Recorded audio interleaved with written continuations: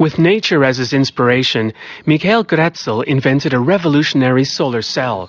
The professor of physical chemistry at Lausanne's Federal Institute of Technology opened up a new area in research long before climate change became topical.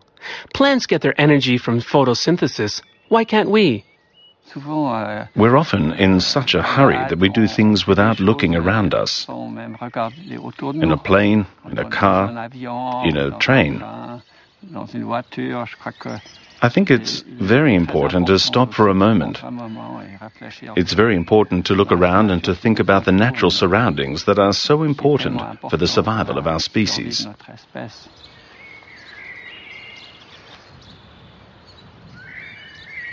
This is an orchard I bought about 20 years ago, and I see it as sort of a nature reserve.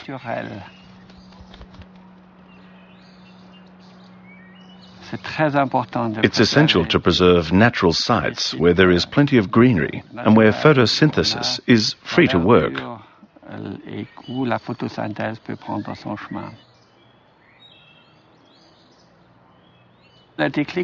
What started me off was the oil crisis in 1973.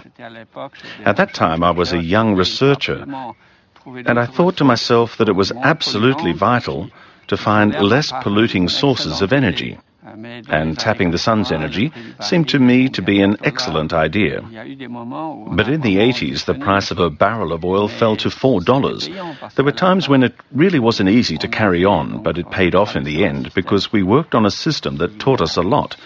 We also made the discovery of this solar cell, which in a way imitates what happens during natural photosynthesis.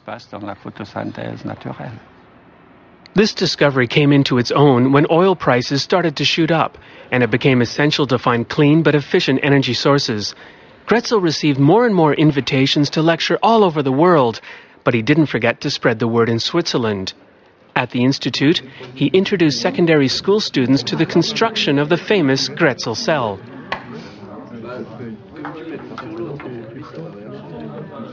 Inspired by plant photosynthesis, they use a natural dye. It's extracted here from raspberry juice to absorb the light which is to be transformed into electrical energy. A layer of graphite is applied to a second glass plate, which is covered with a transparent conductor made of tin oxide, and this will be the catalyst that speeds up the passage of electric current at the rear collector. And iodide, which transports the electric charges and acts as an electrolyte.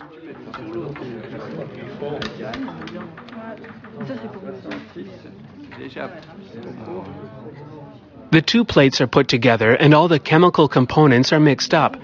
They're then clamped together and exposed to light. As in nature, the light is transformed by the dye into positive and negative charges, and these charges are what produce the electric current. And you can use this current, for example, to make this little fan go round.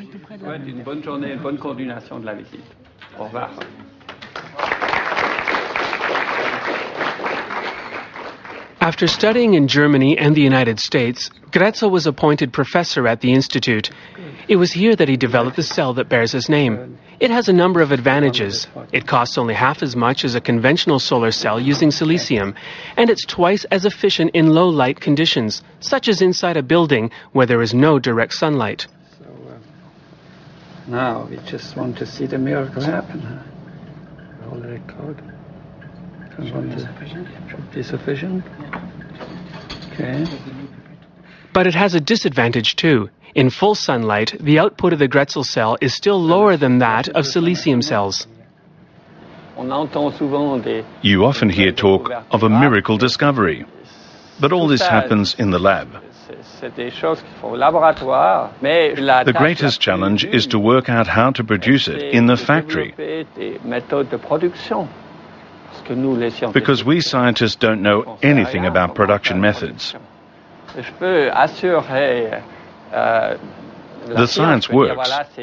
I can say, look, these systems are stable, and I can test them for a long time and increase the amount of energy they produce. We can also say that technology is right, but when you want to move from production in the lab to production of a pilot and then move on to a larger scale, you need people who are willing to invest and take risks. So the first application is for lightweight cells to provide the power for electronic equipment like mobile phones. We hope that soon we'll be able to move on to a larger scale to recharge electric vehicles, batteries with lightweight cells.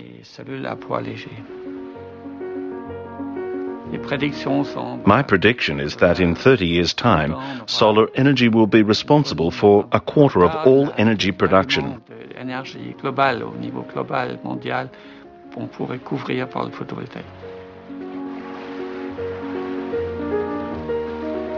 I'm very concerned about climate change and energy problems.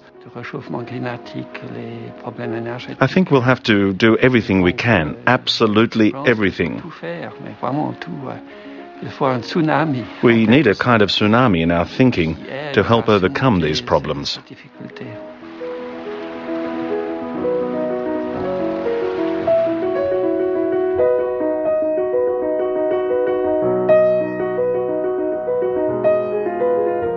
I would like to have been a professional musician, but at the same time I was keenly interested in the natural sciences. I really wanted to study natural sciences at university, either chemistry or physics.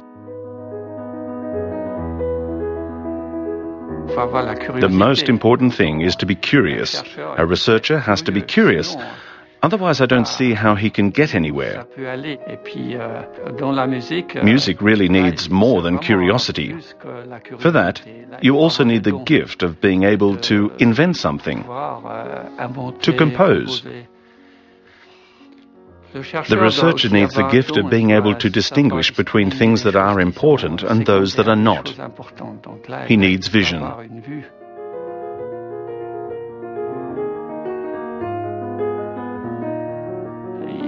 You also have to be able to get your message across. My father was a Lutheran pastor, and we scientists also have to preach to people, because there are some huge problems.